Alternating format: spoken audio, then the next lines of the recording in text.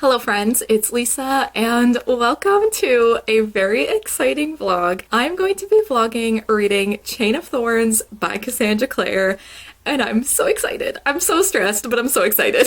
So I did reading vlogs dedicated to reading Chain of Gold and Chain of Iron when those came out, and it was so much fun being able to share the reading experience and like talk about all my thoughts and theories. So I knew I wanted to do it again for the final book in this series because there's going to be so much that happens. I feel like depending on how Chain of Thorns goes, this is going to be my favorite Shadowhunter series. So there's a lot of expectations, but also just a lot of excitement. But yes, vlogging Chain of Thorns, and I will have my Chain of Gold and Chain of Iron vlogs linked below.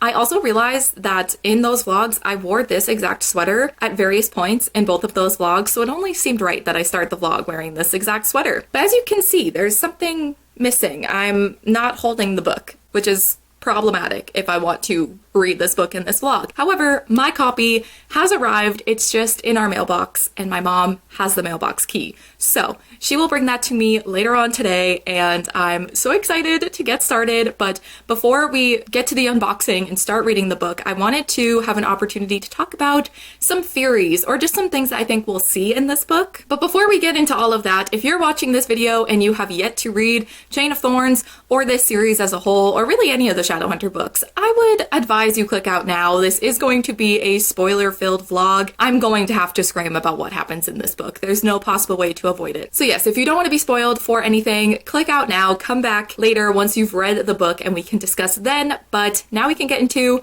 some theories, some things I think are going to happen. So honestly, I really don't know exactly where the story is going to go. I have no idea how certain things are going to wrap up, but I've had this one theory since I read Chain of Iron almost 2 years ago, and I really hope that I'm wrong. And that is that I don't think Matthew is going to survive this series. If he survives, at what cost? You know, like, I think he's going to really go through with this book. Cassandra Clare is going to make him suffer, which therefore means I'm going to suffer because I love him. But I've just had this fear that Matthew is going to die since Chain of Iron, partially just because a lot of times my favorite characters don't survive books or shows or movies or whatever it is, because I have a talent, I don't know, for picking the characters that die. I'm sorry, if he dies, it's my fault. But also I feel like I reread Chain of Gold and Chain of Iron to prepare for Chain of Thorns, and also Cassandra Clare posted this 2 truths in the lie video that has led me, all of these things have led me to believe that he might not survive. But the 2 truths in the lie video that Cassie Clare posted, it was a head of an institute will die, Belial will fly around on a bird, which seems so ridiculous that I feel like that's probably true, and that one of the main characters is going to die and be reborn as a vampire. And I hate it. But also I feel like there's a lot of evidence pointing to that happening with Matthew, because in Chain of Gold, well, just in general, Matthew loves Oscar Wilde and he talks about Dorian Gray and how much he loves it. And he's talking to Cordelia and he said that he would love to have a portrait of himself in his attic so that he could stay young and beautiful forever. Vampire. And there's a moment where they're talking about downworlders and he says that there's nothing wrong with the undead. Vampire. And then in Chain of Iron, during James and Cordelia's marriage ceremony, Matthew and Lucy both have a moment where they say something during the ceremony, and Matthew says jealousy as cruel as the grave, which, like, we know the jealousy comes from him being in love with Cordelia, but James being married to Cordelia, but like, why the grave? Why is Matthew always talking about dying? I don't like it. I know some people think he's gonna get his mark stripped.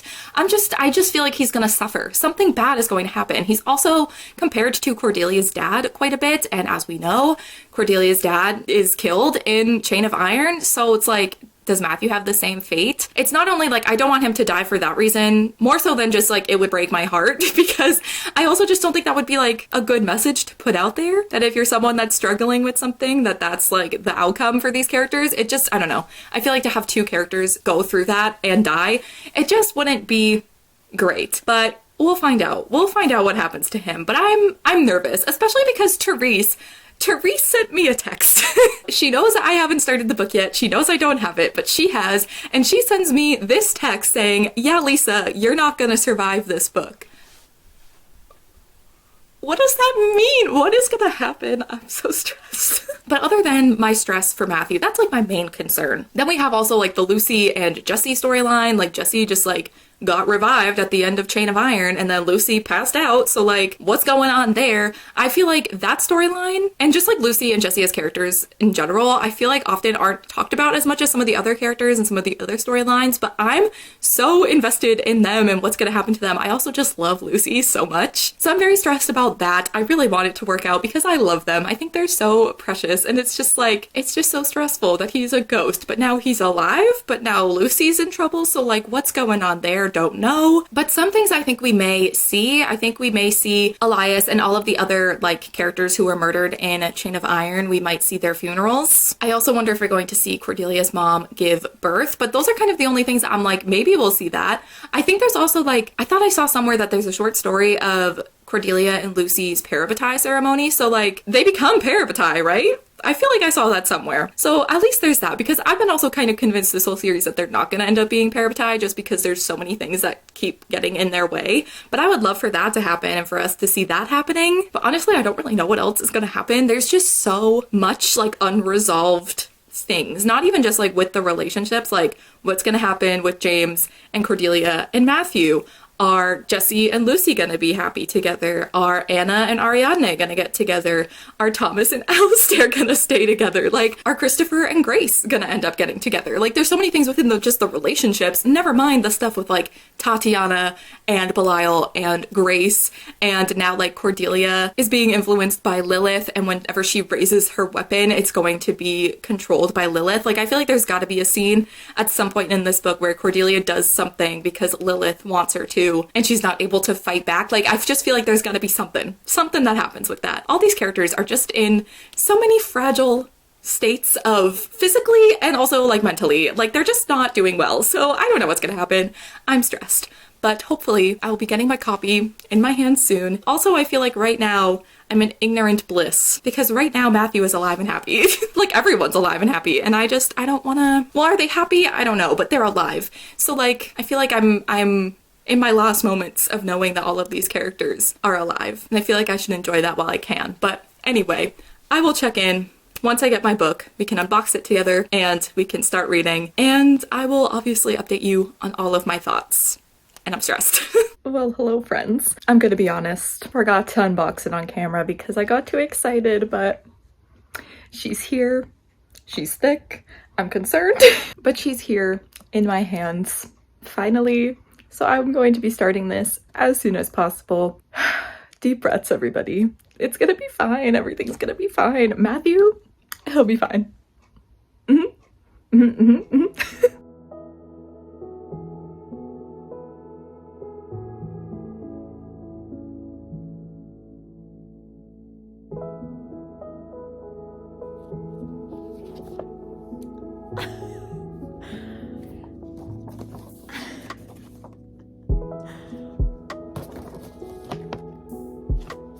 Obsessed.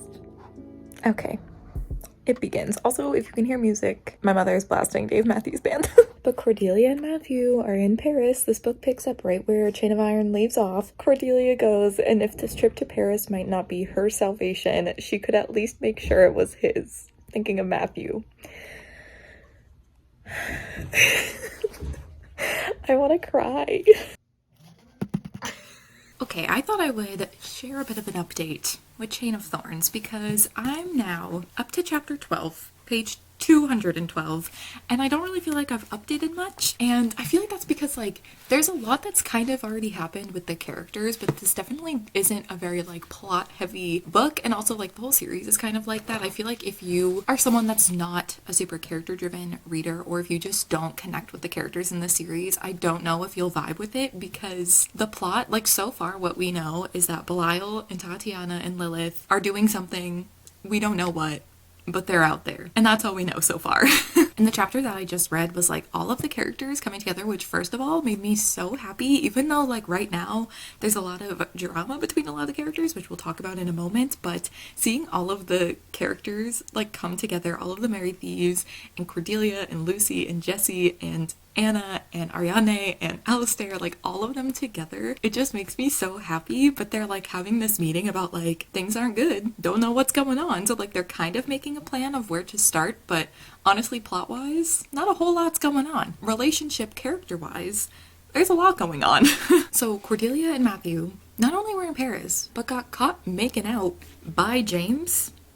So that's causing some issues. I just like kind of had a feeling that this book would end up making the Cordelia James Matthew thing kind of into a love triangle because of where Chain of Iron ended. But I don't know how I feel about it. Like, again, I love Matthew so much, but Cordelia and James together, they just love each other so much. And I feel like if everything that happened at the end of Chain of Iron in this book, like I don't think she would care for Matthew in that way. Not that she doesn't love him, but I think she could potentially come to love him in that way. And I think now she's just very confused. But I do feel like her and James, I don't know. But I also want Matthew to be happy, so then I'm just like, it's really a conundrum, and I really don't know where that's going to go. So that whole love triangle situation is just a mess. And I'm also like, if they communicated about it a little bit better, I feel like things would be cleared up. But obviously, like, Cordelia right now is just so confused, and it's just so hard to read because for the first 2 books in this series, she was so, like, in love with James, and it was so obvious. And now that James is not being, like, manipulated and can actually tell her his true feelings, now that she's confused, and it's just like all of them are just gonna end up being hurt, and I just don't want it. And then we have Lucy and Jesse, that whole thing.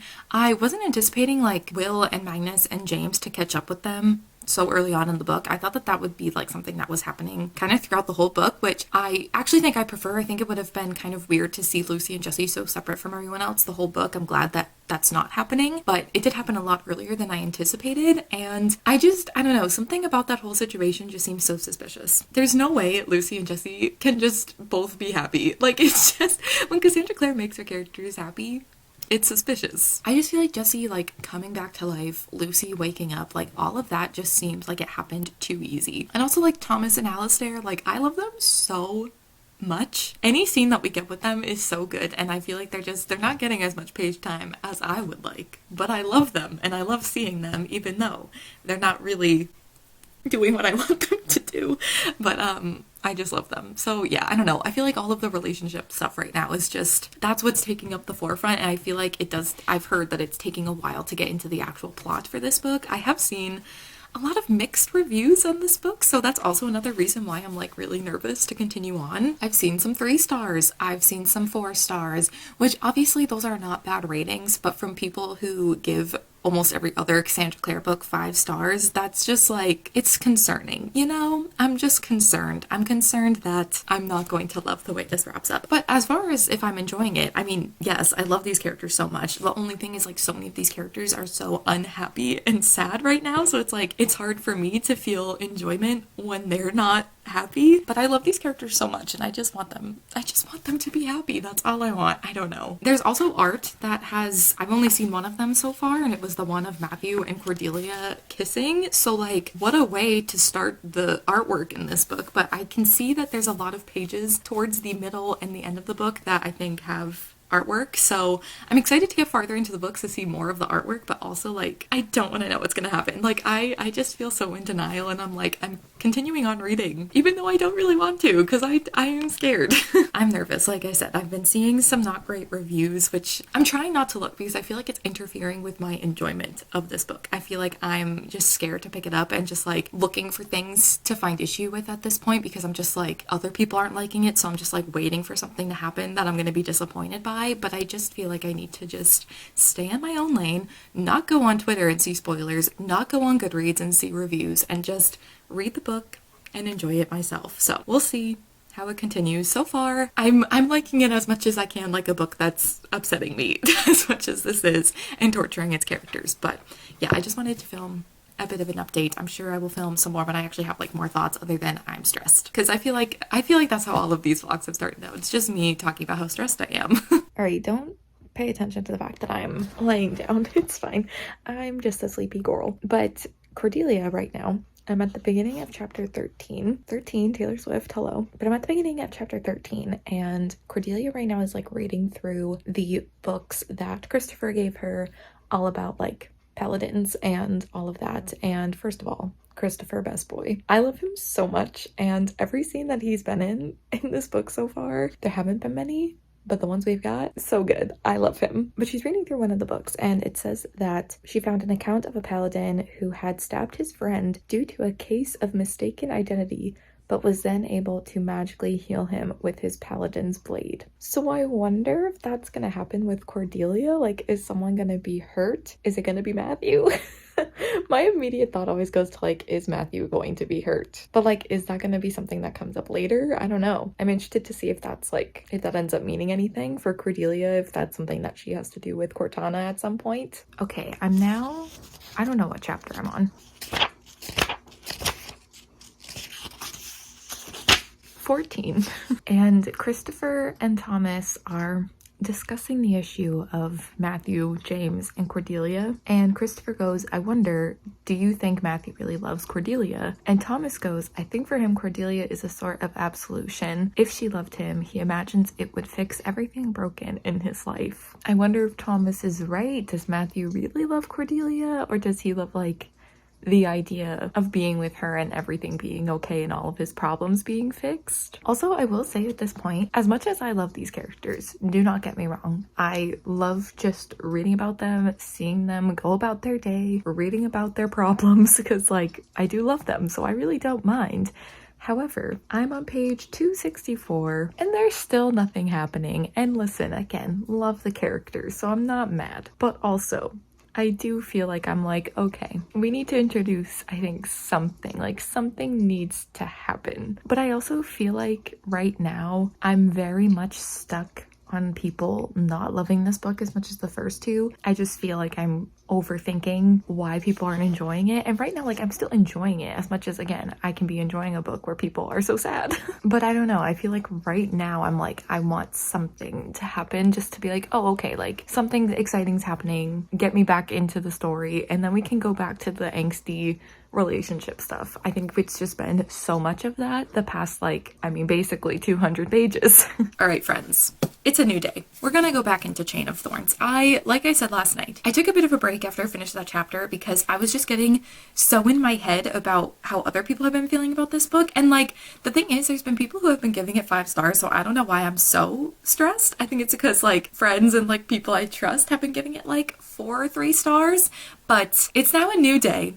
I feel a little bit better. I do still stand by, like right now, we are almost 300 pages into this book. I'm still on page 267, and it's still a lot of things just with the characters. There really hasn't been a whole lot plot-wise going on. Right where I just left off, Tatiana has recently been found, and she's not in good shape, which I'm very confused about. I'm very interested to see like why that's the case. I don't know, like, did Belial just get sick of her? Has she no purpose for him anymore? Is that why he got rid of her and why she's been found in that state? Or is that his plan? Like, does he want her to pretend to have been like betrayed by him? I don't know. We haven't really seen anything with Tatiana yet. We just know that she's been found. I also just feel weird being like, there needs to be something happening because I love these characters and I love following them. So it's not even that I'm disliking what's going on. I just feel like I need a little something to keep me excited to keep reading. But I also feel like I don't know why I'm asking for that, because I just know the farther into this book I get, the more stressed I'm gonna be. Things are going to be happening and I'm gonna be wishing that they weren't. Like, I went to see on Cassandra Clare's Instagram, she posted all of like the chapter titles and how many chapters there were in this book, and I went to see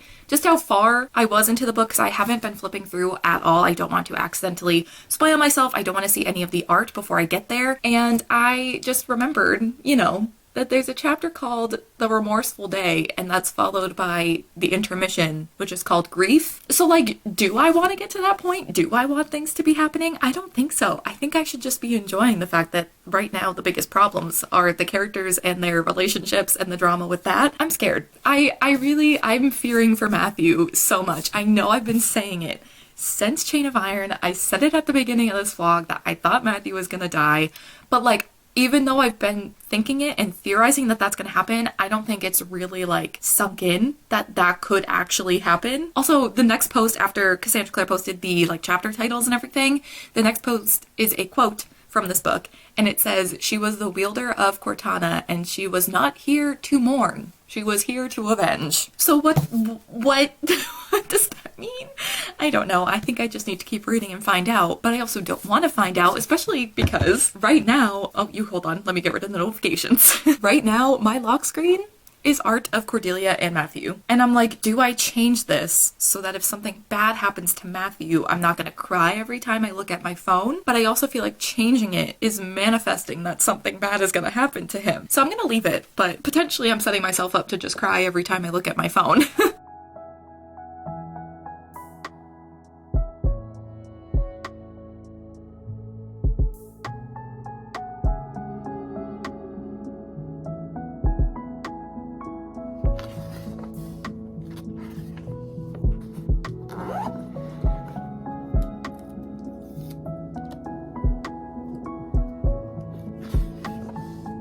I don't know if I mentioned this in the intro of this vlog, but during my rereads of Chain of Gold and Chain of Iron, I noticed that there were a lot of fairy tale references regarding like the Lucy, Jessie, Grace, and Tatiana kind of storyline. So Chain of Gold opens with Lucy when she's younger and she meets Jessie for the first time. She is playing and pretending that she is Snow White. Also, Jessie's coffin reminds Lucy of Snow White, and they also describe Chiswick House as being like, it reminds Lucy and Cordelia of Sleeping Beauty and her castle and all of the thorns and everything. And then in Chain of Iron, we get those flashback chapters that are in Grace's perspective, and the very first one starts with Once Upon a Time. So I've kind of been having that in the back of my mind this whole time, being like, is there going to be more like fairy tale references? They're right now at Chiswick House. They're looking through to see if Tatiana was hiding anything. And Jessie goes to his coffin and finds a mirror, and it's the only remaining mirror in Chiswick. And he says,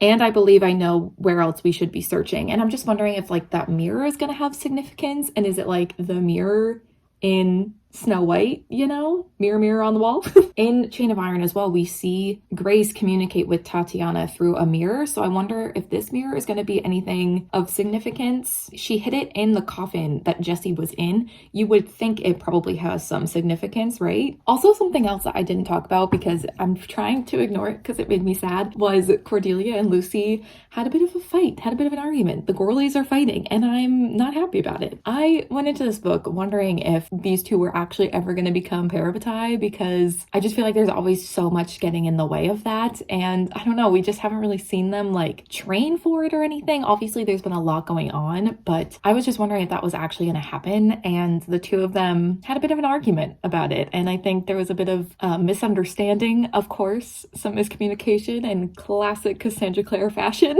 Lucy didn't even acknowledge Cordelia when they went to search this house. So I'm like, oh no, I just want them to be besties. I just love them so much. So I don't know, I'm interested to see where that goes, if they end up becoming parabatai or not. Okay, hi, I'm back. It's literally been like a minute.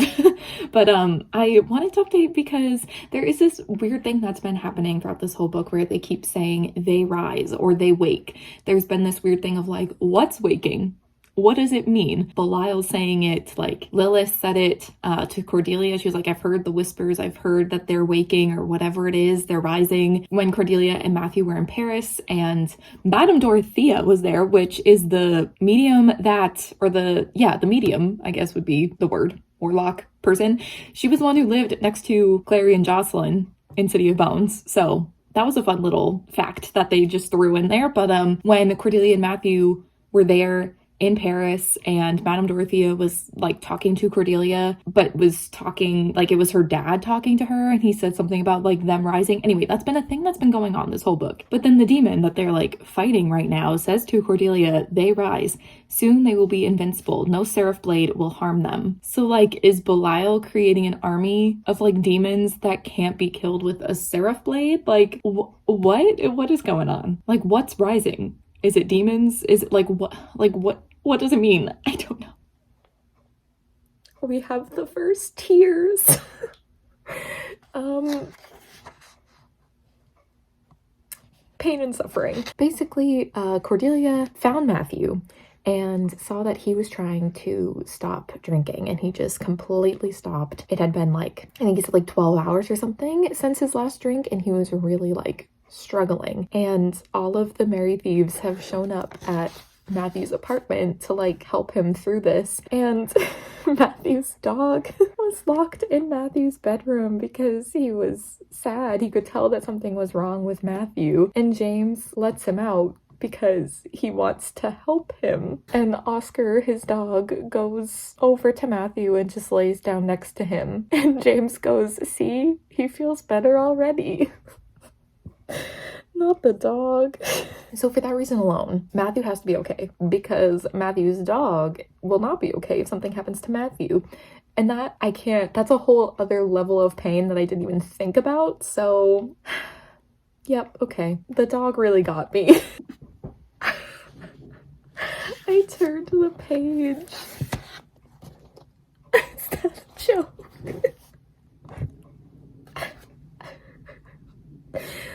Why am I crying? Look at them. Look at these besties. And the dog. I can't. If this is getting me, I'm on page 312. There are like 700 pages in this book. I'm in danger. I'm sorry, but Alistair coming to Matthew's apartment and waiting outside because he was worried about Matthew. I'm gonna start crying again. Oh no. But that's so sweet. Okay. I guess I'll just keep crying. I don't know if I'm ever gonna stop at this point. Now that I've started, I don't think I'm going to stop crying. Announcement. I was on to something. So Jesse and James, okay, hold on. First of all, before we get into me being right about something, we need to talk about Cordelia and James. Basically, Cordelia went to go summon a demon and get information, and James was like following her. He like tracked her to see what she was doing, and they end up going back to their house and they start making out. And Cordelia goes, what was the quote? It says, kissing him was like traveling, exciting and unfamiliar, and at the same time it was coming home. It was everything. Are you joking? Are you joking? Are you joking?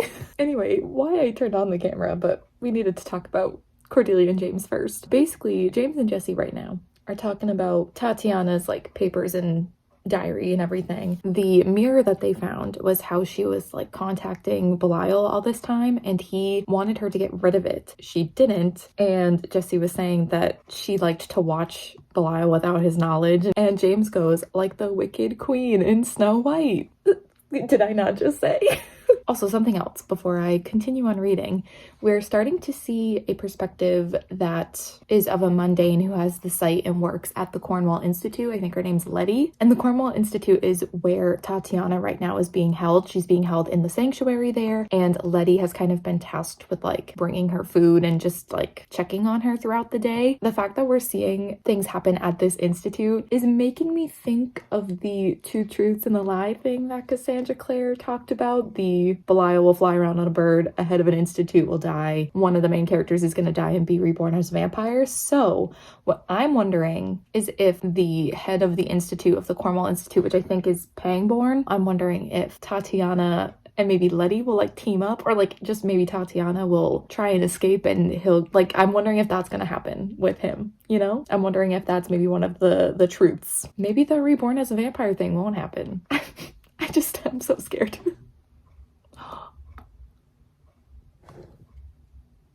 Oh my god, Pangborn did die. So either Belial's gonna fly around on a bird, or someone's gonna die and become a vampire. Oh no. I know which one I'd prefer.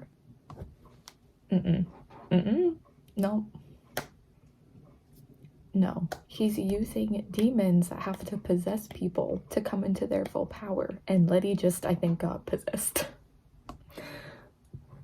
Oh no. Okay, I just spent a good amount of time reading. I think I've been reading for like 2 hours now. I'm on chapter 19, which is page 350. I think I'm like almost halfway through the book. I think I'm gonna take a break for now, but I'm definitely like, I'm in this. I feel like it's picked up a lot. Things are actually happening. Things are being hinted at. They're starting to figure things out, but not quite. There's starting to be some clues as to what's going on. So I feel like I'm back invested in the story. Not that I wasn't invested before, but it was a lot of character stuff, which I loved, again, like I said. But I'm back in it. Like, I feel like what's been going on in these past like 100 pages that I've read in the past couple of hours, I feel like has gotten me like back really invested in the story. So very nervous about what's going to happen, but so far, I was gonna say so good, but like they're all suffering, but it's good for me. I'm having a good time.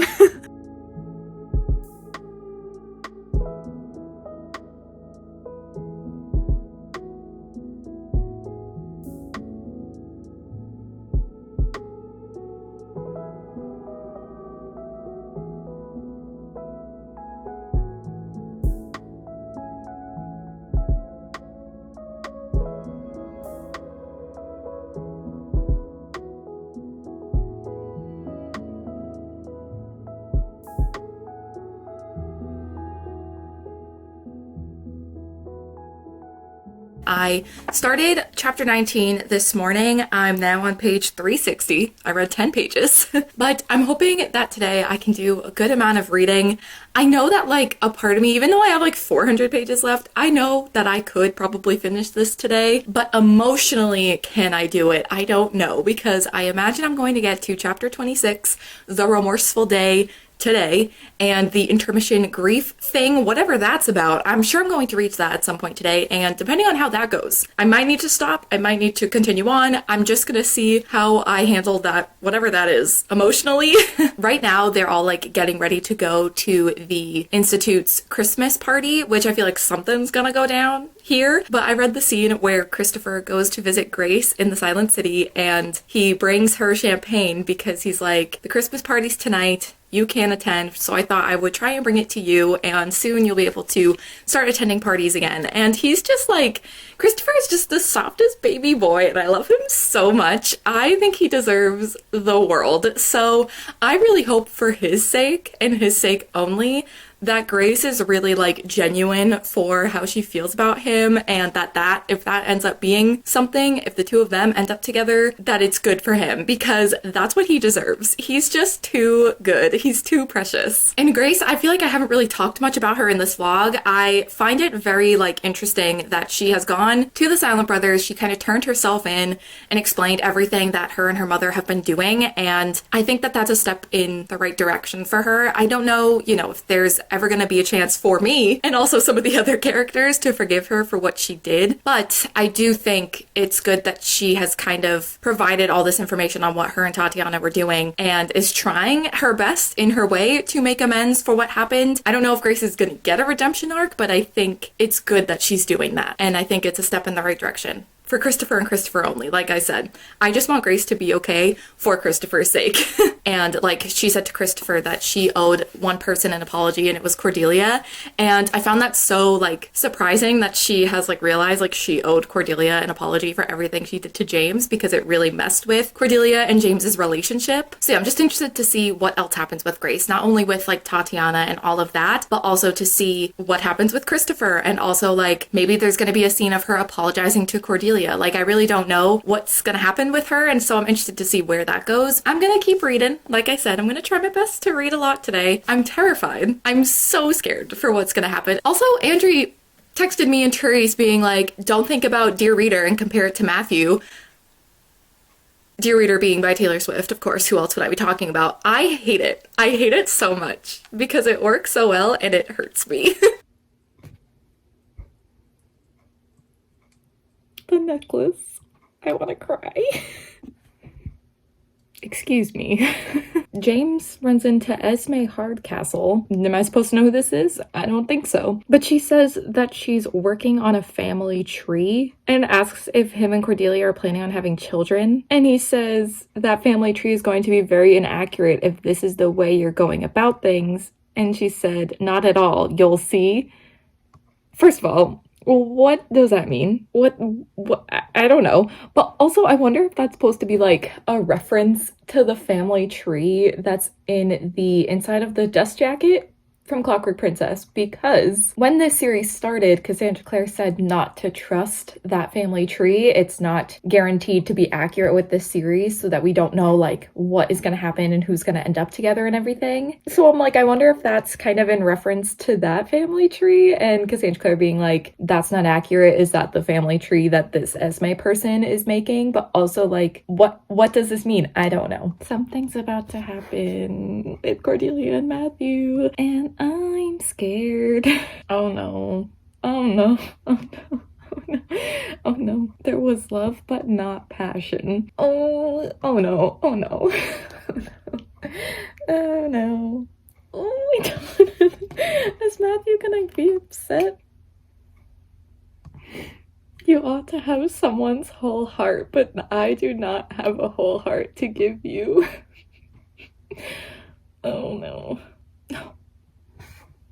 I can't wait for you to change your mind, Matthew. Oh no. Matthew. He's so sad. I don't know what to do. Am I so hard to love? I am suffering. I'm laughing so that I don't sob. Is he gonna do something reckless? Is he gonna be... I'm concerned for him. Thomas and Alistair under the mistletoe.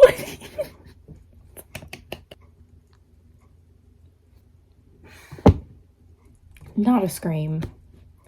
Not a scream from Aunt Cicely. No, no, no, no, no, no, no, no, no, no. I literally do not have to read it anymore. Yep, that was nice. In my mind, Thomas and Alistair kissed under the mistletoe. What a nice way to end the book. I don't want to. I don't want to. I don't want to. I don't want to. I don't want to.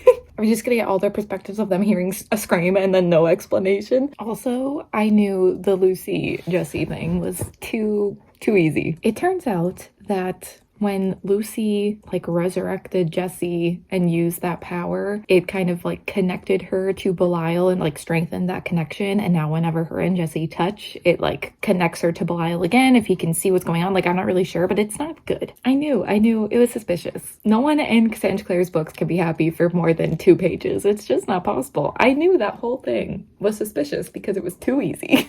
The art of Lucy and Jessie and the fact that they are not touching. Pain and suffering, it's all she knows. Oh my god, they're dancing without touching each other.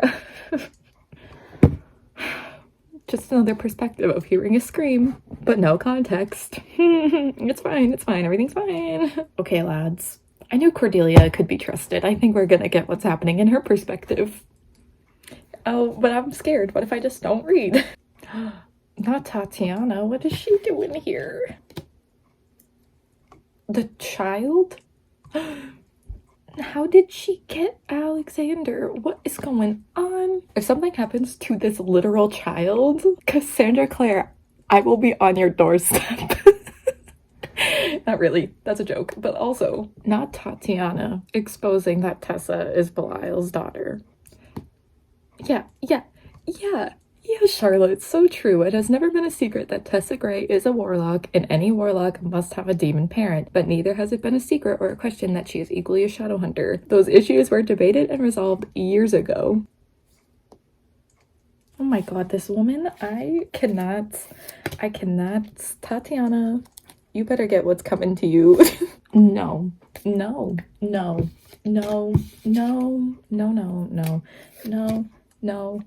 This child, this literal child just vanished with Tatiana. If Cassandra Clare does anything, I'm going to lose my mind. This is a literal child. This is too much. I take back everything I was saying like 150 pages ago of me being like, I want something to happen. Something should happen. No, let's go back to that. Let's go back to nothing happening and characters just being sad.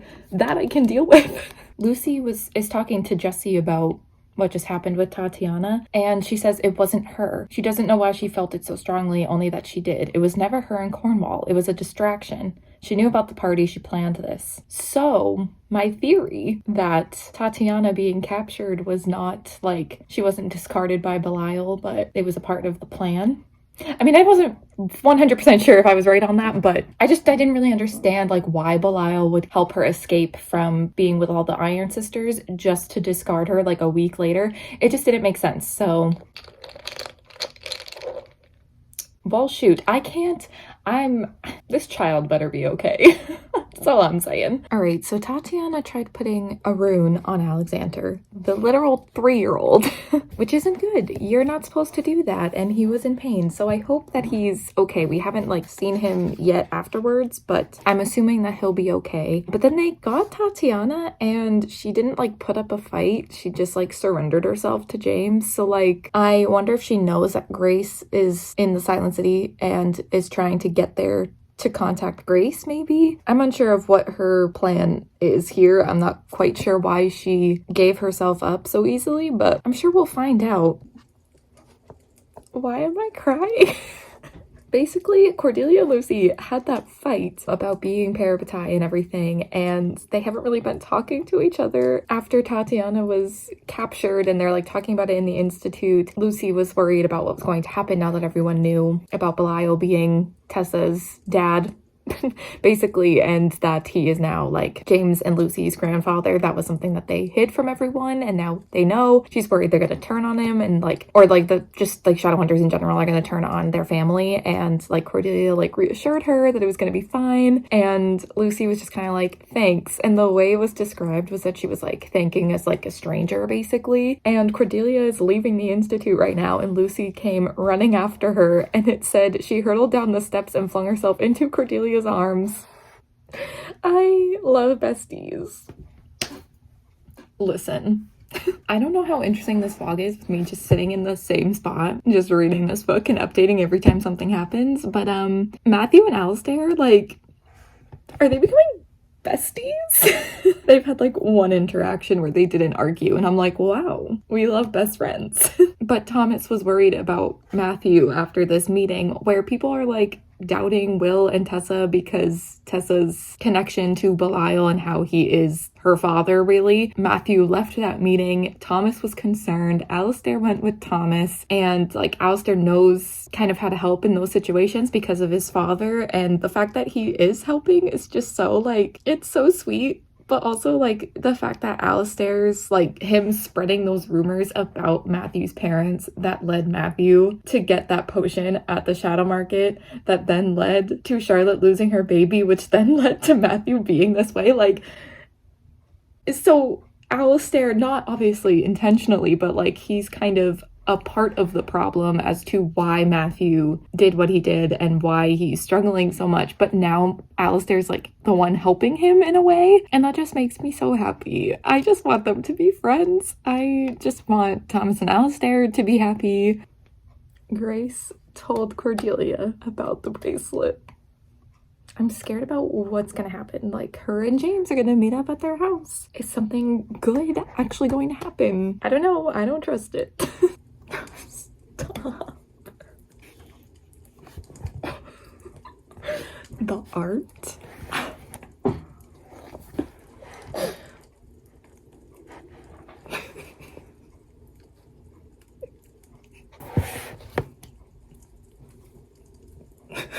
This is everything I've been waiting this whole series for.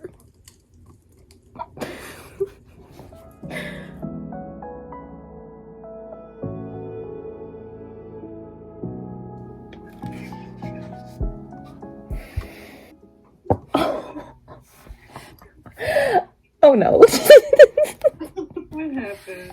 I can't tell you.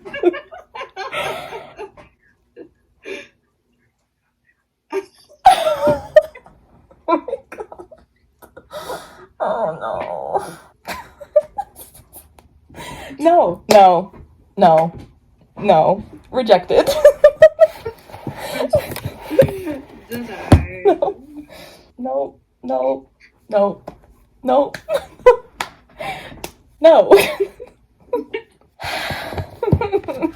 No, I don't want to. What do you mean? What do you mean? What do you mean? No, I don't. Sorry. One day I'm gonna finally be able to watch these vlogs. Yeah. I don't want No, it's fine. It's not this. No, that didn't happen. It's fine. It's fine.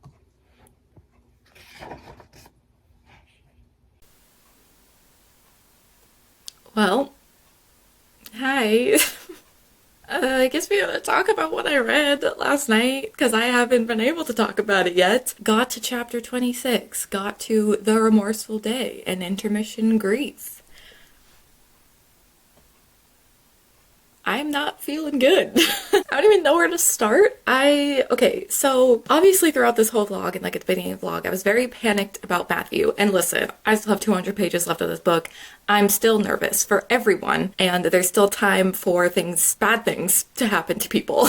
But I was so like honed in on Matthew being the one that was going to be killed, and when seeing, the intermission grief, seeing all of that on Cassandra Clare's Instagram before even starting the book, I was like, well, there it is. I was so focused on that I didn't even think about it being anybody else. Even though before going into this book, like back when I read Chain of Iron, I was like, I think Matthew's gonna die, but I could honestly see it being any of the Merry Thieves other than James. I always thought that James was pretty safe. He's not safe from suffering, but I didn't think that he would be the one that was killed off. And I kind of thought, like, if it wasn't Matthew, Christopher would kind of make the most sense, because I feel like he just hasn't had as much going on with his character as the other characters. Like, James and Matthew have a lot going on in their own storyline, and Thomas with Alistair, like all of that was happening. So to me, I feel like Christopher was not as present as the other characters. And then not only that, but when she did give him kind of his own storyline, she connected him to Grace of all people. And it's like, I know we all want Grace to get what she deserves, but we don't have to do that through Kit. So I kind of knew like that it could be Kit, but I got so focused on Matthew that when I read that Christopher was killed, I was just in shock. I was on a Zoom call with Darian. We were chatting and I was talking to Darian. So if you hear another voice in any of those clips, it was her. And she was just kind of like laughing at my reaction. So like I was in shock, and I think I was laughing because she was laughing. But I was just so like surprised. Like it really shocked me because I was so convinced it was going to be Matthew. And then I read like the intermission, and then I had to stop for a while before I read the next chapter because I was just so sad and so shocked. And then I read chapter 27. I was like, yeah, okay, I'm done for the night. I had to go to bed. And when I got into bed and like got under the covers, was just laying there, I started thinking about Kit and I started sobbing. So it was like a delayed reaction. The shock kind of wore off, and then I finally was like, oh, that happened. And then the waterworks began. I don't know how to feel. I'm just so, I feel like still in shock about Kit, and I'm so upset. Like, Andrew and Therese call me Kit because of him. Like, he is my baby. I love him so much, and you're telling me this such good person, so kind, cares so much about everybody. He's gone? Like, Cassandra Clare did that? Like, what do you mean? Yeah, I don't know. I'm just like, I don't know what else to say. Poor baby Kit. I can't believe she did that. Like, I can, but I can't. I don't know. He's just so good, and so, like, he's just so precious. He didn't deserve it. It's just unfair.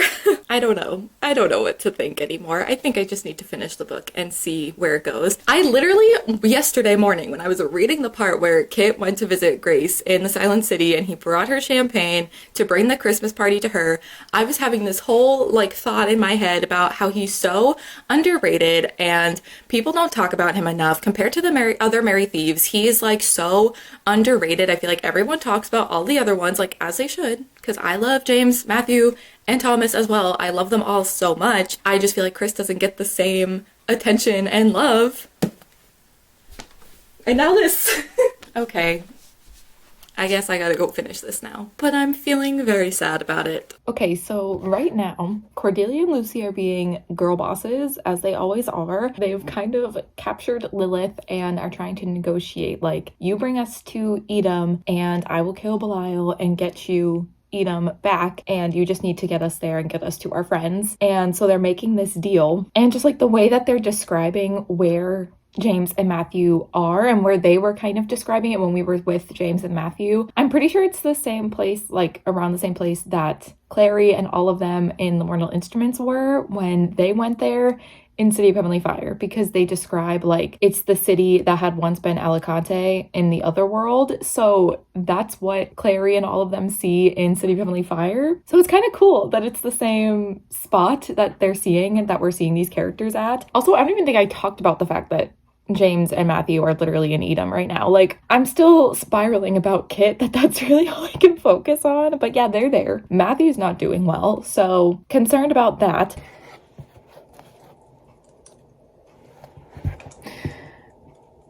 Okay, time to cry.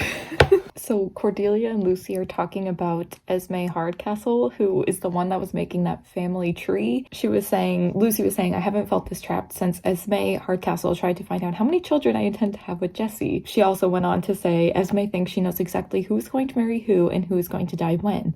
Some people she thinks are alive are dead, and there are people who are dead who she is convinced are actually alive. This is going to be quite the family tree. It will confuse scholars for decades. Y'all, it's the Clockwork Princess family tree. We are the scholars that are confused. I did see someone who went to one of Cassandra Clare's signings for this book. I guess Cassandra Clare was saying that she really regrets making that family tree in Clockwork Princess because she wishes that she just like hadn't done anything at all and is now going to wait to make an actual family tree once all of the series and all of the books are out. So that'll be fun to actually like see once all of the books have ended. But I do think it's kind of funny that that's how she's like being like, yeah, remember that family tree? This is why it's not accurate. I can guarantee that's what she's trying to do there.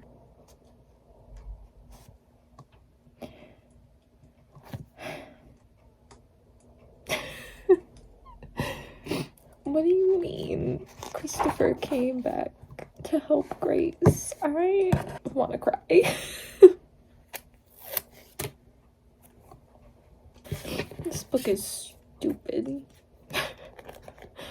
Okay, so I'm on chapter 35. We are approaching the end of this book. I have, I think, like 60 pages left of the book, so I'll probably finish that within the next hour. I just need to make a prediction because I know that the last line of this book is ran. There have been a couple of times in this book, and there's also this line in Chain of Iron where it says Cordelia ran. I just read it right now when the like statues start attacking Cordelia, Alistair, Thomas, and Matthew when they're trying to get to James. The last line of that section is Cordelia ran. I bet because there's so many scenes where we see Cordelia ran as a line where she's running after danger, she's running away from something. In Chain of Iron, she was running away from James after she saw him with Grace and she ran to Matthew. And I bet the last line of this book is going to be Cordelia ran, but it's going to be her running towards something actually good and happy. She's going to be running towards James or running towards her friends, like something. I think it's going to be a little bit more happy. I also have a prediction that Cordelia is going to stab Belial with Cortana to kill him, and then she's going to be able to use Cortana to save James because right now Belial is in James's body, and apparently Cortana can heal people as well. We learned that from Lilith. So I bet that's what's going to happen.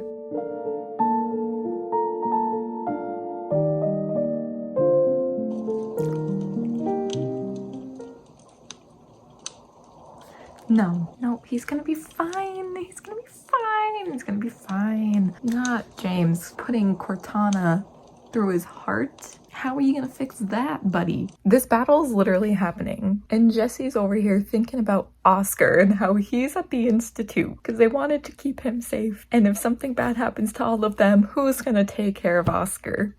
He's the best boy. He's also me. That would be my concern. And be like, okay, but what about the dog?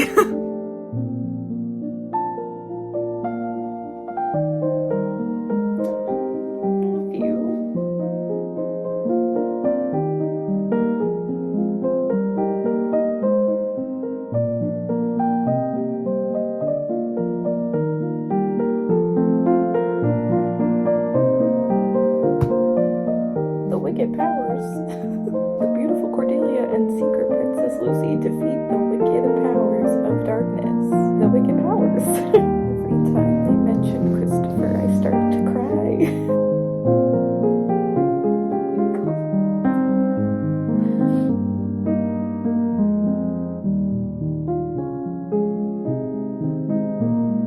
A baby.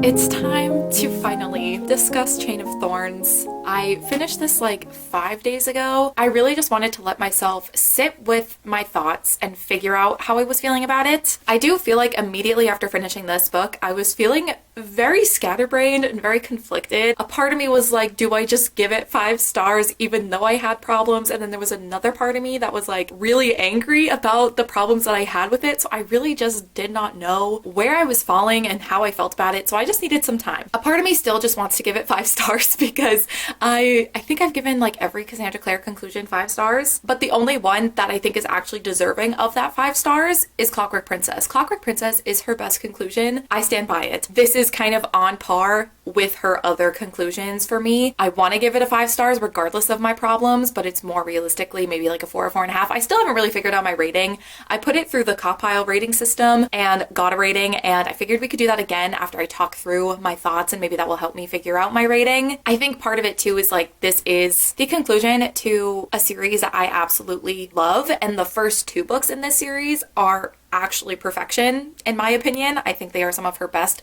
books. There are a lot of expectations in this for this book. My expectations were so high. I think just like the anticipation and the excitement definitely got to me a little bit when it came to this book, and I wasn't thinking realistically. Like Cassandra Clare conclusions are not always my favorites. So let's just chat about my thoughts. I think we should start off with the things I didn't love about it. My biggest issue with this book, I feel like I had a lot of smaller issues with it. All of those little things kind of fall under one like umbrella issue, and that's the pacing of this book. We spent almost 300 pages of just the relationship and character drama, which is fine. I'm not reading Cassandra Clare's books for the plot. If you're reading Cassandra Clare's books for the plot, that's on you. Her characters are where she shines. Her characters are why people love these books and these series, at least for me. I don't think her plots in her books, some of them have like okay plots, but like I'm not reading this particular series for the plot. It's not like I'm sitting here waiting for things to happen with Belial or Belial or however you say his name and Lilith, because I'm not like, I'm invested because I'm invested in the characters, not because I'm invested in the actual plot. The first 300 pages is so much character drama. Things don't start happening in this book until super far in, and I feel like part 2 of this book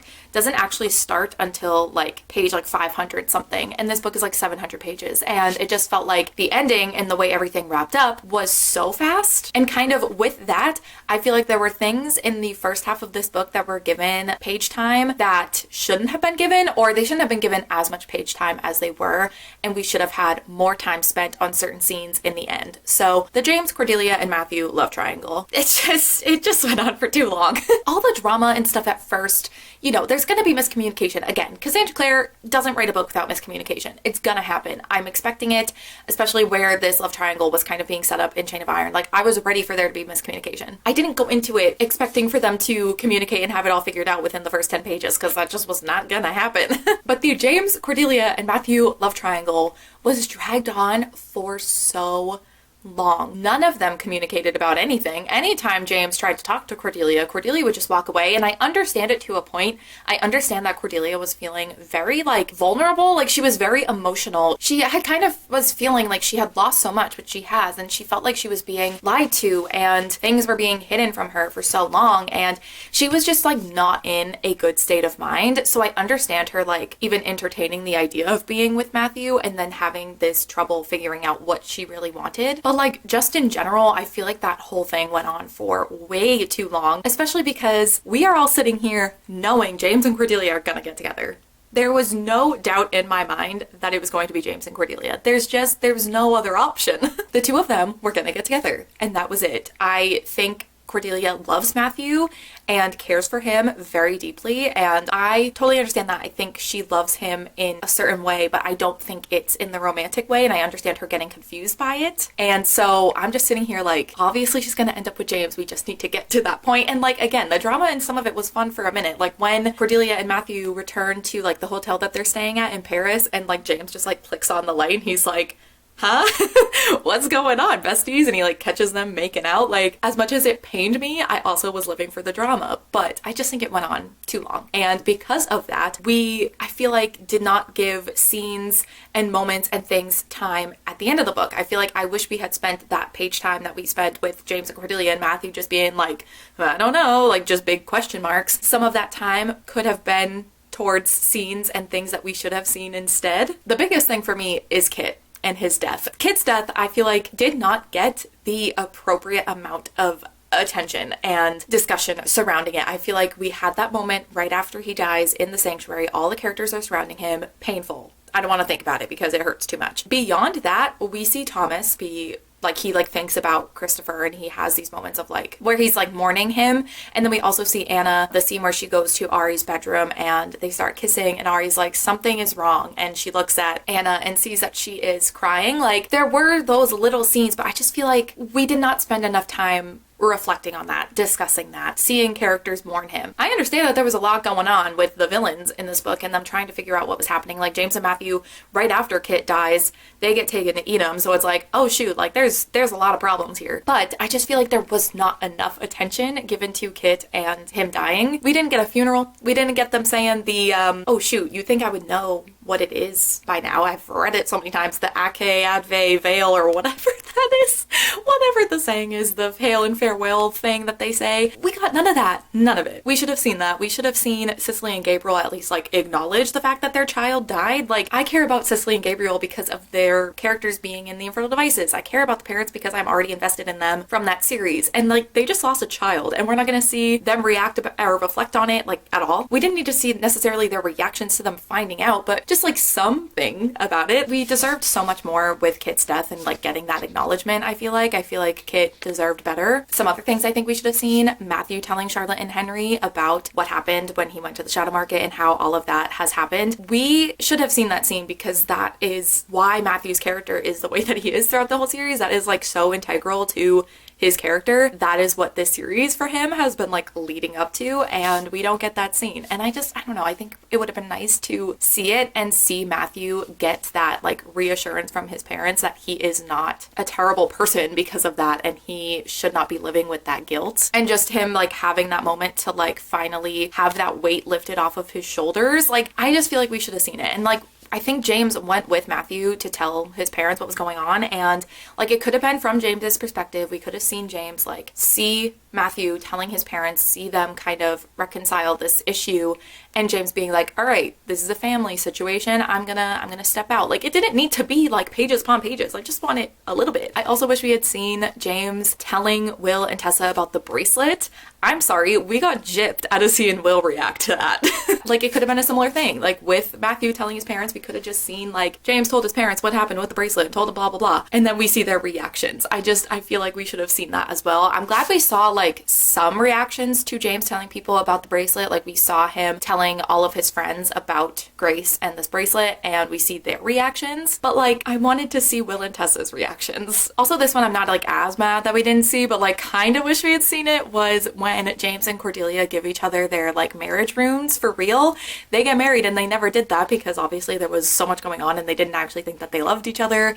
The marriage was only gonna last a year, but now they like know that they're in love with each other. The marriage is real. They give each other their marriage runes, but we don't see it. We just know that they did it. I'm like, I want to see that. I think that would have been cool to see that moment because it makes their marriage actually real, and it just would have been a very like satisfying full circle moment. So I wish we had seen that as well. So yeah, as you can see, there's a lot of things that I wish we had seen instead of James, Cordelia, and Matthew just going back and forth a bunch of times. As much as I love Matthew and I love James and Cordelia individually and as a couple, like, I understand why there was so much drama with that, but like, we should have had those scenes as well. Even if like Cassandra Clare didn't cut out on all the drama and we still had 300 pages of the three of them being like, I don't know, I feel like she could have added like even just like 20 pages, maybe 30, to get all the things I wanted to see instead of just like hearing about them. I feel like we should have seen at least some of those moments. Those are really like my main issues. Let's just chat about some general thoughts. Like I was saying, the plot itself, I don't really have a whole lot to comment on it, to be honest. Like, I feel like we all kind of knew it was going to end relatively well because we know there are future generations of Shadowhunters and everything's fine. So like, we knew at the end of the day that everything was gonna be okay.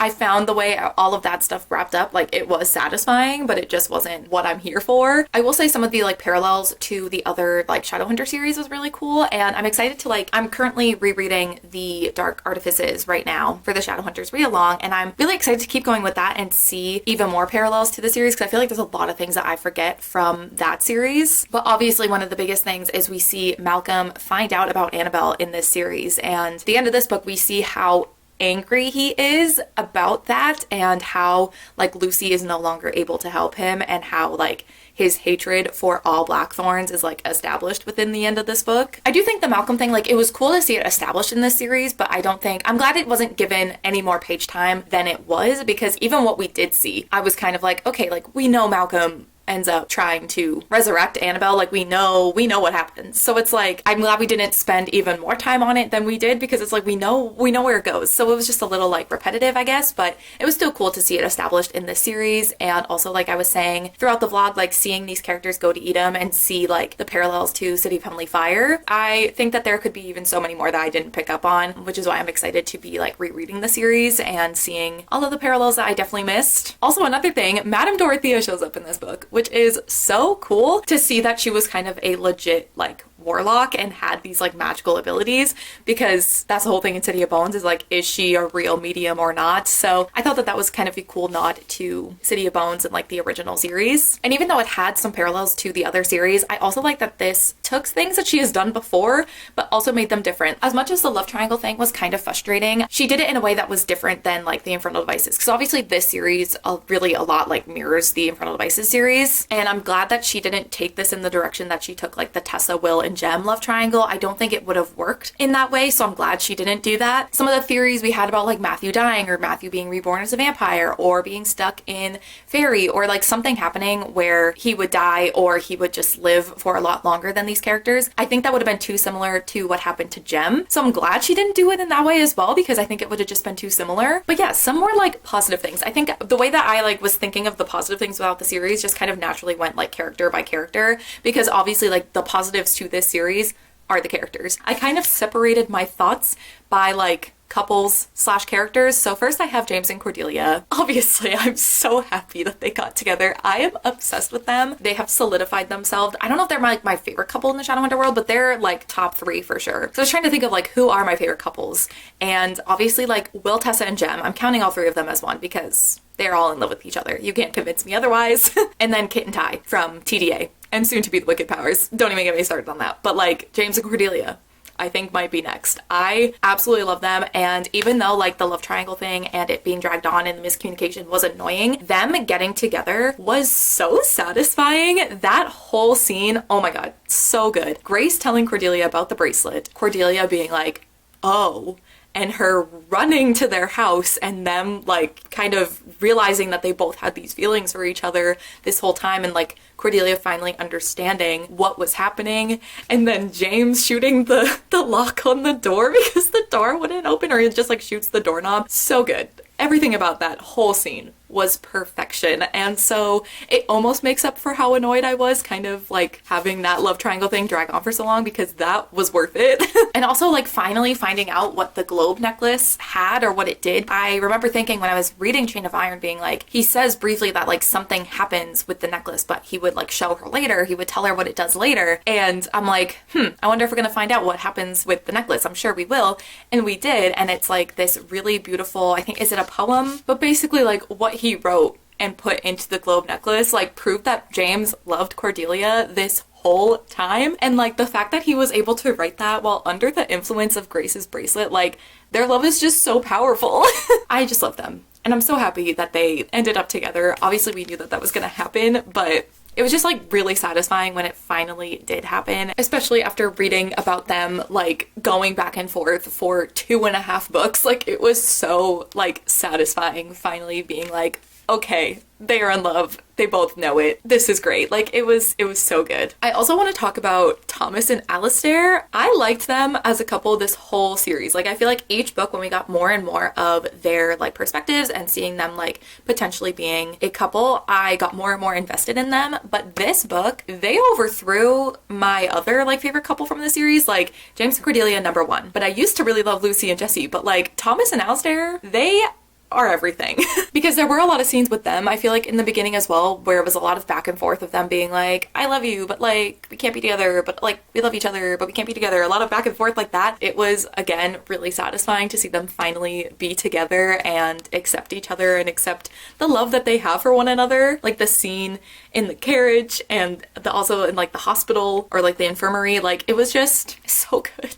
So good. So many top tier moments between them in this book in particular. And also I just want to talk about Alistair as his own person. Obviously, I love Thomas. I love all the Merry Thieves. They're all my babies. I love them so much. But Alistair, the character growth and my love for him growing throughout this series, I would have never thought going into Chain of Gold that I would end this series being obsessed with Alistair and him being one of my favorite characters. His arc throughout this series I thought was so well done. I'm gonna keep saying things were satisfying. So like clearly I'm satisfied in some ways by this conclusion because I really loved Alistair's arc throughout this series and just like seeing him being like accepted into this group of friends. Also Jesse too, like seeing them kind of become a part of James and Matthew and Kit's and Thomas's friend group with Cordelia and Lucy and Anna and Ari, like all of them together was so great, and seeing Alistair grow to love and care for all of these characters was just so amazing to see, especially Matthew. It made me so emotional that Alistair was so present for Matthew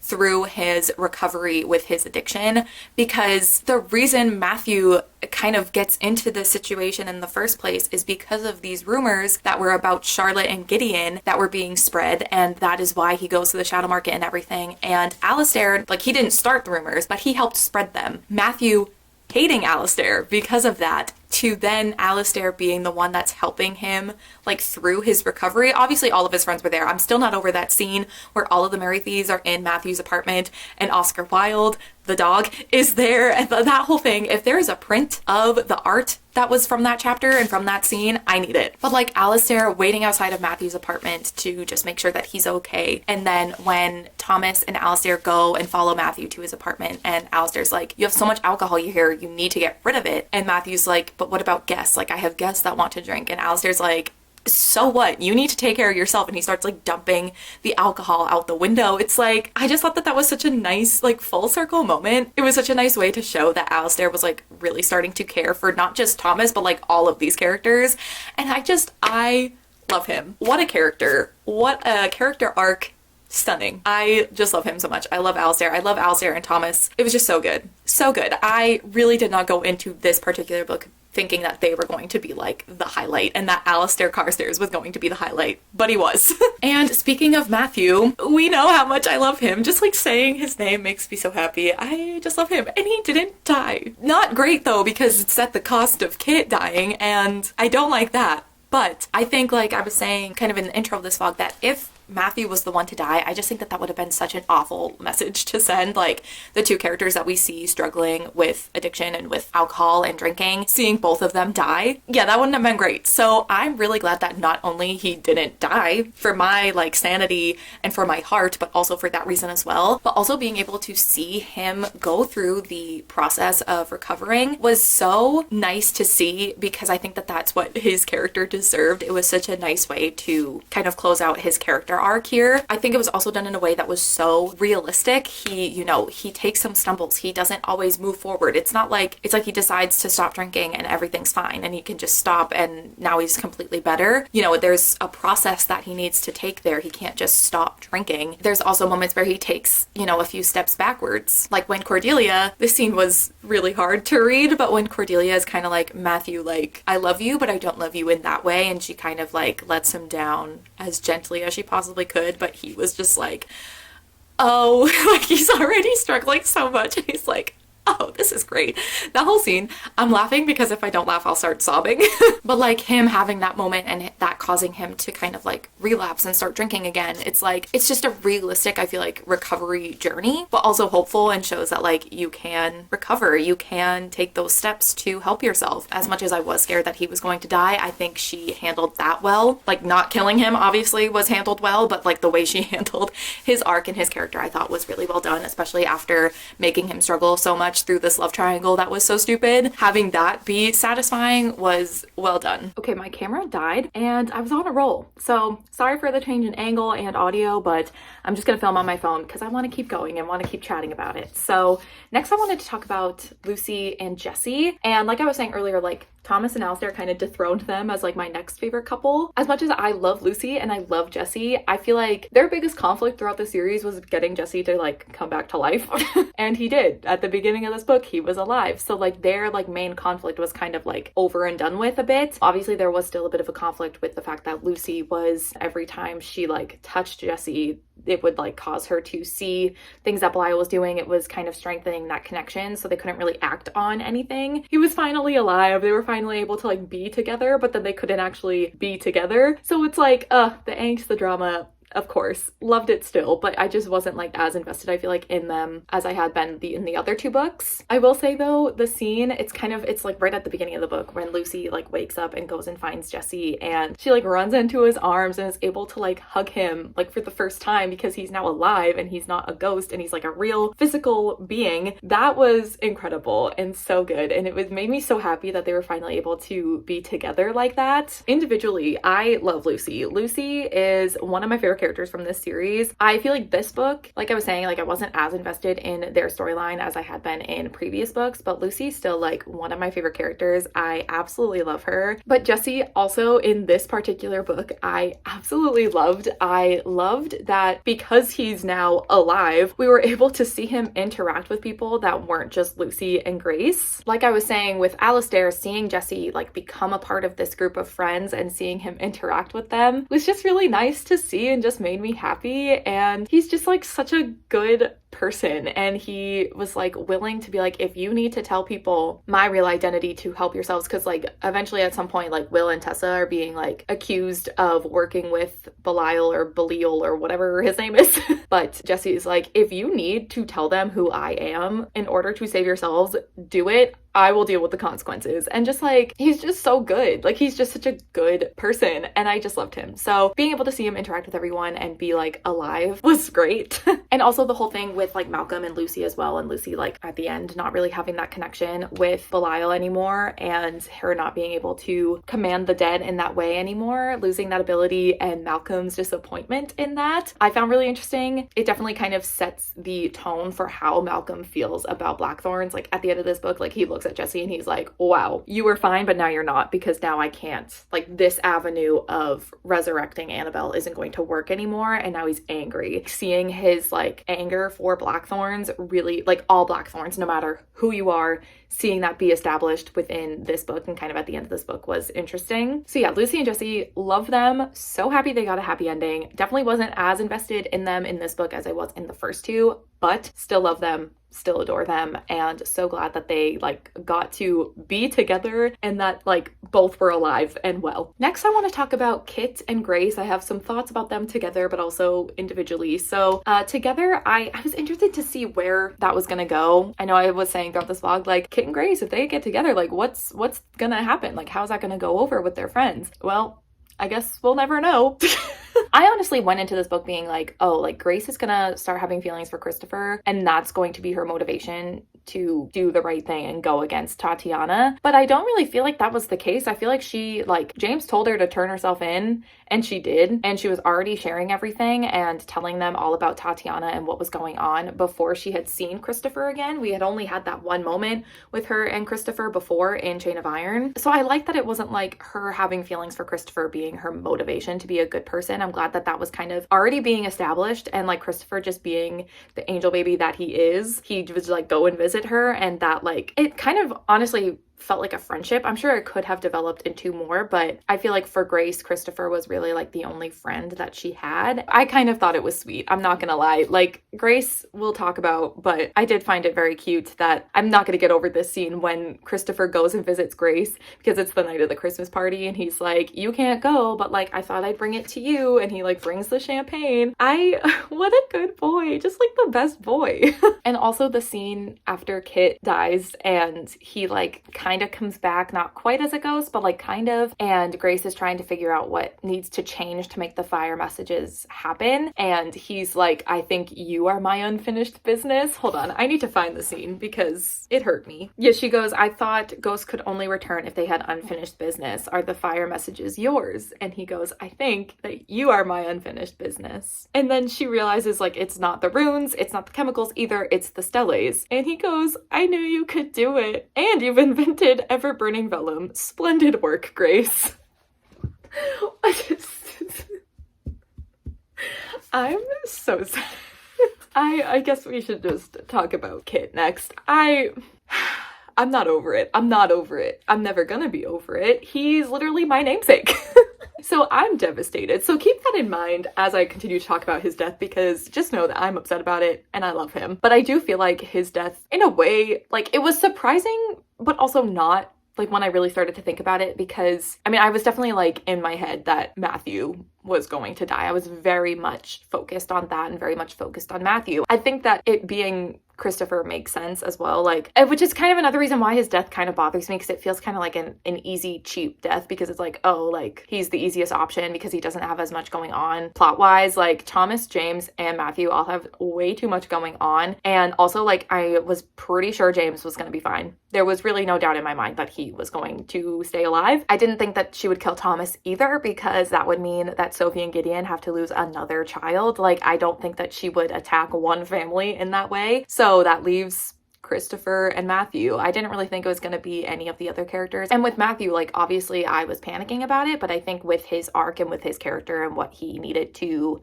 go through, it makes sense that she didn't kill him either. So it's like, all right, that leaves Kit. And it just kind of, I don't know, it just kind of felt like a bit of a cheap death, but also, like, I understand, but I hate it. I'm still sad about it. I keep thinking about Kit and like starting to cry. And I, again, just wish that we had seen more of a reflection on that loss and like at least maybe like seen his funeral. I don't know, something. We should have seen something. But yeah, I don't know. I like, there were moments with it where I was like, the scene where he goes to see Grace and like she's his unfinished business, that I don't know if I'm ever gonna get over that. He deserved better. I understand, but I also hate it.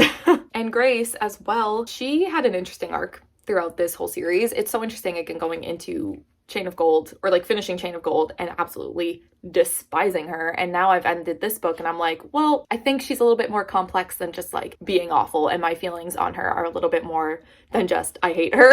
I think what Christopher was saying to the group, like, if we just hate her and despise her and never let go of that and keep that resentment in ourselves, like, we will be no better than Tatiana. And the fact that they all kind of like took that to heart and like really understood where he was coming from. And we see in the epilogue that like most of them are at least civil with her, like she's kind of still around, but we don't see any like over emotional like, oh, Grace, like you did a great thing and now we're besties. Like, we don't see really any of that, which I just think is reasonable. I think the characters don't really know exactly how they feel about her. I think that they're all like civil, but I don't think, especially like James and Cordelia, like the people that she affected the most, I don't think are going to, you know, be able to completely move past what she's done. And that's how I feel. I feel like I feel a certain way towards Grace that like all the other characters feel towards her. Like, we all feel the same. But I do think her arc was really interesting, and I think it was really powerful to have her go against Tatiana. I think, speaking of Tatiana, like Tatiana gets, you know, she gone, and Cordelia is the one who kills her. But I think it would have been really cool to see Grace having done that. But I think it kind of makes sense at the same time that Grace wasn't the one that killed her, because Grace isn't trained, and she's also not going to just like completely have a 180 and be like, oh yeah, this woman that raised me and like I did things for, like all of a sudden I feel okay with killing her like that. Like, I just don't think like realistically she would have been the one to kill her. I think it would have still been cool. I think like her showing that her like gratitude towards Cordelia for killing Tatiana was like kind of iconic. And I think it was just cool to see Grace like grow as a character and like kind of get out of that like abusive situation with Tatiana and be like in a situation where she's fighting back against her and making her own choices and doing what she believes is right. And yeah, I kind of talked about Tatiana as well a little bit already, but like, yeah, she's gone. Girl, bye. So done with her. So glad. It was so satisfying to see her just get killed. And like by Cordelia too. Like this is why I also like that Cordelia was the one who killed her, because Tatiana messed with Cordelia's life. She was affecting so many people and did not even care because she wanted Grace to have the bracelet on James, but that was also directly affecting Cordelia and James in their relationship. So it was satisfying to see Cordelia be like, yeah, you've messed with my life as well, so bye. And also it was interesting that like Cordelia at first was like fighting Lilith's like power and was like trying not to kill Tatiana, and then when she saw what happened with Christopher back at the Institute, she's like, okay, I'm not gonna fight you anymore, let's get her. So it was really satisfying to see her like finally get what she had coming for years. And before we get into like some of the other villains as well, I wanted to also talk about Anna and Ari. I surprisingly was like invested in their story in this book. I feel like it's not that I didn't like them or wasn't invested in their characters and relationship in the first two books in this series, but I wasn't as invested as I was with like literally every other character and relationship. And I feel like we saw more of them in this book. We got more of their perspective. So I think just naturally I was a little bit more invested because we saw more of them. I found Ari and Anna's like their relationship, but also like them as individuals, their arcs, very satisfying. But even just like from the beginning of this series, but also if you read the Ghost of the Shadow Market, that short story collection, we have that short story with Anna, and we see that Ari is like scared to be in that relationship with Anna because of not only her parents, but how everyone else is going to view them being together. And so she gets engaged to Charles. And then this book, we see her be like, yeah, no, I'm not doing that. I want to be with her. So I'm not going to be in this like toxic household. I'm going to leave and go out on my own. But her like sticking up for herself and her like standing in her beliefs and what she wants and going to leave her house and be with Anna was just like, I don't know, it was just like a nice like full circle. Like she's finally like accepted herself, and despite what everyone else might be saying, she wants to do what she wants to do, and she did it. And seeing them finally get together after this whole series of them being both interested in each other and then not letting themselves be together, it was just very good. And like I was saying earlier, that scene where Anna goes to Ari for comfort after Christopher's death and is like sobbing, ooh, that part, that really hurt me. And we have the villains, Belial, still don't know, and Lilith. And honestly, like, I don't know, I feel like the whole thing with them was just like, I knew that it was going to be fine. Like I was saying, like we've seen future Shadowhunter books, we've seen future generations of Shadowhunters, and these things are like, I mean, Lilith becomes a problem again. Do we see Belial in any future books? I think he could maybe show up again in the Wicked Powers, but anyway, we'll get to that. But I know like they become problems again eventually, especially Lilith, but like I knew that it was just gonna wrap up, so I really just didn't pay that much attention to them. I will say that the army that he creates was really interesting, using the dead bodies of Silent Brothers and Iron Sisters to be like the vessels for these demons, and them being like really difficult to kill. I thought that was really interesting. At the end of Chain of Iron, Tatiana gets the key to the Iron Tomes and gives it to Belial, and I'm like, oh, that probably is something, and I just don't think about it. I start panicking about Matthew instead. And at that point, I wasn't sure if I really knew what the Iron Tomes were. I was like, do I know what this is? Should I know what this is? I don't know. So I thought it was interesting to see how that like came into play, and that definitely was like a very scary army. Like at first before they figured out how to kill them, and like nothing would keep these like soldiers down, like they just kind of kept being revived. Like that's terrifying, because how do you win against people that can't be killed? That's really the extent of my thoughts on them. I don't know. They all got what they deserve. I will say like the scene where Jem is like outside of the Institute and Belial whoever he was, I don't know, like came up and talked to Jem, and he's like, yeah, I'm not interested in that family anymore. Like I don't understand what that was. I don't know if that's like a hint to the Wicked Power, something that's going to happen in that series. I don't know. I'm really confused by that scene. So if any of you have any thoughts on that, let me know, because I don't even think I really understand what I read. Also, we've got to talk about the epilogue. I loved it. I didn't know what to expect, because like the Clockwork Princess epilogue really destroys me. It's so painful, and because this series is so connected with that series, I was like, is it gonna be the same type of thing? But I loved that epilogue. I mean, I love the Clockwork Princess epilogue, but also it causes me so much pain. This epilogue, however, didn't cause me pain. It did make me cry a lot, because it's like the final, time we're seeing these characters, so, which I haven't even really began to unpack that whole thing, but I just thought it was a really good epilogue. I thought it was a really good way to end this book and this series. I just feel like the characters were very like content at the end. Obviously, like there's so many things that it's not like a perfect ending in the sense that you know exactly how things are gonna go from here on out. There's a lot of characters that are still very unsure about certain things and don't know exactly what their futures are going to hold, but I think that's like a realistic ending. Like, you don't know where these characters are going to continue to go beyond this series, but I think the way it ends, it's very like hopeful. Also, the scene with like the coffin and them all throwing things that like symbolize their past and things they want to like move on from, I thought was really good and really like powerful. And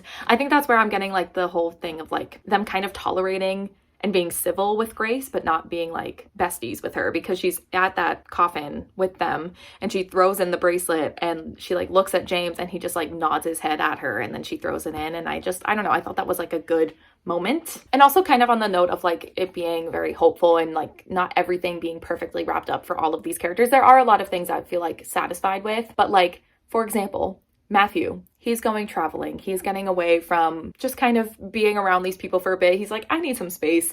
I'm going to go travel, which like, good for him. I know Cassandra Clare has recently said that she wants to write some short stories about a character from this series. And to me, with the way that that epilogue ends, the person that makes the most sense is Matthew. If we get a Matthew short story collection, do you know how obnoxious I'll be?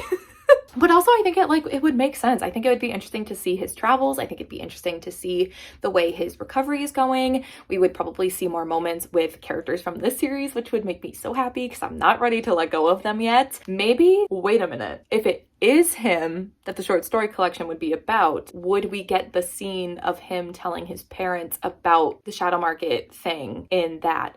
Okay, wait a minute. If that happens, Cassandra Clare will be forgiven. But also like maybe we'd see him like move on from Cordelia and maybe find love with somebody. I feel like there's a lot of potential with Matthew. Maybe I just really want a short story collection about Matthew. That could be it too. But I feel like if she does write those short stories, they have to be about Matthew, right? Like who else would they be about, you know? I do think that his ending of this book is satisfying. Him not being completely, cured and healed and everything being great and he's moved on and everything being fine is realistic. He's not going to be 100% about everything, about his recovery with James and Cordelia, all of that. Like, obviously, he's not going to be 100%, but I still think like his ending in this epilogue, if we don't get short stories about him, I'm satisfied with the way his character story and everything wrapped up. And also, like I was saying, like this epilogue, like it made me emotional, not in the same way that Clockwork Princess, that epilogue makes me emotional, but this made me emotional in like a hopeful way. I was like, wow, I can't wait to revisit this series. And it made me want to kind of just start at the beginning of Chain of Gold again and just go through this journey again. Like it just made me so excited to revisit this story and these characters.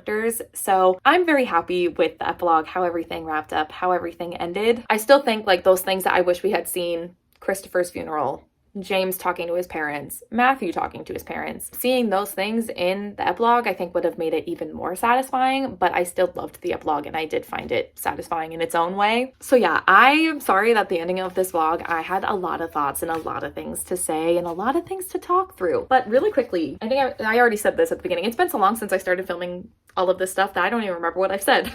But I think I said that I put this book through the Copile rating system that G from Book Roast created, and it's like a good way of breaking down the certain things from the books to figure out your rating. And when I did that, I think it was the night I finished and I got a 4.5 star rating. I'm gonna do it again just to see what it comes out as, because I feel like in my head, I would be okay with giving it 4.5. Even though I did have all of those problems, I do still love this series and these characters so much that a part of me is like, do I just give it a 5 star anyway? Like I was saying earlier, like it's so special to me. These characters mean so much to me, and there were a lot of things I did like about this book and there were things I loved about this book. So even though there were issues, I still loved it in a way. What to rate it, but let's put the ratings through again. Okay, it still came out to a 4.5.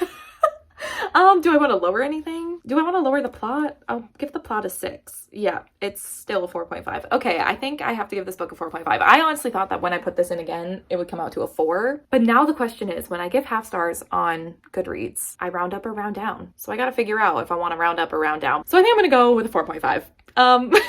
Who's surprised? Not me. I love the series. Despite its flaws, I do feel like Cassandra Clare's conclusions are not always her strongest. This is definitely the weakest in the trilogy. There were some things I wish we had seen, some things that I feel like went on for too long, but overall, I'm still satisfied with the ending, and I just love these characters and this world and this series so much. And to be honest, what I wanted from this book, James and Cordelia getting together and Matthew surviving, and I got what I wanted. So overall, I'm satisfied. I'm really not ready to say goodbye to these characters. I kind of like, I keep thinking about that and like getting really emotional. Like I feel the burn right now in my eyes. I'm not ready for it to be over, but I'm still satisfied with it ending. And I'm excited that I get to revisit the series so soon. We're rereading it for the Shadowhunters read along, which I'll have that information in the description if you even made it this far in the video. Even though it has its flaws, I'm still happy with it, and I just love this world and these characters so much. If you made it to the end of this vlog, thank you so much. Leave a black heart emoji down below, or a rose emoji. Rose or black heart, do one of those.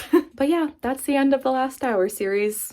That's it. Even just saying that makes me want to cry. Okay, thank you all so much for watching this vlog. Let me know all your thoughts on Chain of Thorns below. I'd love to know what you thought, what you ended up rating it, any favorite moments, anything that made you scream. I'm sure there's lots of things, but just let me know all your thoughts down below. But that is going to be it for my Chain of Thorns vlog. So thank you all so much for watching, and I will see you in my next one. Bye.